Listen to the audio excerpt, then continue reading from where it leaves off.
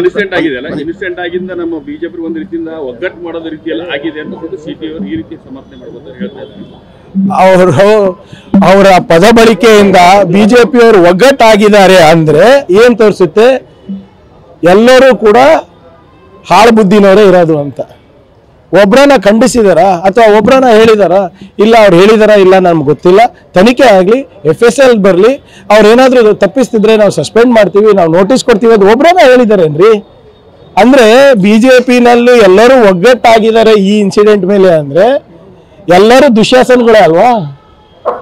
ಎಲ್ಲರೂ ಕೂಡ RSS ಒಂದೇ ಶಾಲಾ ಮಕ್ಕಳಲ್ಲೇ ರೀ ಇವರೆಲ್ಲರೂ, ಒಂದೇ ಶಾಖಾ ಮಠದಿಂದ ಬಂದವರು. ಇದರಲ್ಲಿ ಆಶ್ಚರ್ಯ ಏನಿದೆ?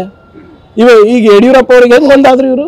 ಯಾರನ್ನ ಒಬ್ರನ ಈ ಧೈರ್ಯ ಮಾಡಿ ಇಲ್ಲಪ್ಪ ಯಡಿಯೂರಪ್ಪ ಅವ್ರು ಮಾಡಿ ತಪ್ಪು ಅಂತ ಯತ್ನಾಳ್ ಅವ್ರು ಒಬ್ಬರೇ ಹೇಳಿದ್ದು, ಯಾವ ವೇದಿಕೆ ಹತ್ತಿಸಬಾರ್ದು ಅಂತ.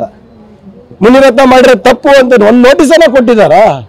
ಹೆದರ್ತಾರ್ರಿ. ಅದಕ್ಕೆ ನಾ ಹೇಳ್ತಾ ಇರೋದು, ಇವರೆಲ್ಲ ಒಂದೇ ಸಾಲಿನಲ್ಲಿ ಕಂತು ಬಂದವರು, ಸೊ ಅದಕ್ಕೆ ಒಂದಾಗಿದ್ದಾರೆ. DCM ಅವರು ಕಾನೂನು ಪ್ರಕಾರ ಕ್ರಮ ಕೈಗೊಳ್ಳಬೇಕು. ಆದ್ರೆ ಇವರಿಗೆ ಬೆಳಗಾವಿಯಿಂದ ಬಿಟ್ಟಿರೋದೇ ದೊಡ್ಡದು ಅಂತ, ಬದುಕು ಬಂದಿರೋದೇ ಅಂತ. ನೋಡಿ, ಹಂಗೆ DCM ಅವ್ರು ಬದುಕು ಬಂದಿರೋದು ಅಂತದ್ದು ಯಾವ್ದು ಹೇಳಿಲ್ಲ.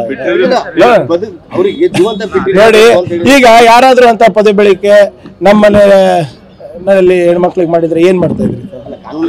ಇಲ್ಲ, ಏನ್ ಮಾಡ್ತಾ ಇದ್ರಿ ಹೇಳಿ? ನೋಡಿ, C DCM has not told anybody to take law and order in their hands. ಆಯ್ತಾ? ಆ ರೀತಿ ಹೇಳಿಲ್ಲ ಅಂದ್ರೆ ಮತ್ತೆ ಪ್ರಶ್ನೆನೇ ಇಲ್ಲ ಅಲ್ಲ. ನೋಡಿ, ಅವರು ನೋಡಿದೀನಿ ನಾನು, ಮಾನ್ಯ ಉಪಮುಖ್ಯಮಂತ್ರಿಗಳ ಮಾತನ್ನು ಕೇಳಿದೀನಿ. ಹೇಳಿರೋದಿಷ್ಟೇ, ಹರ್ಕಲ್ ಬಾ ಇದ್ದಾರೆ, ಸೀರಿಯಲ್ ಅಫೆಂಡರ್ ಇದ್ದಾರೆ, ಇಂಥವರಿಗೆ ಸದನದಲ್ಲಿ ಅವಕಾಶ ಇರಬಾರ್ದಂತ ಅಷ್ಟೇ.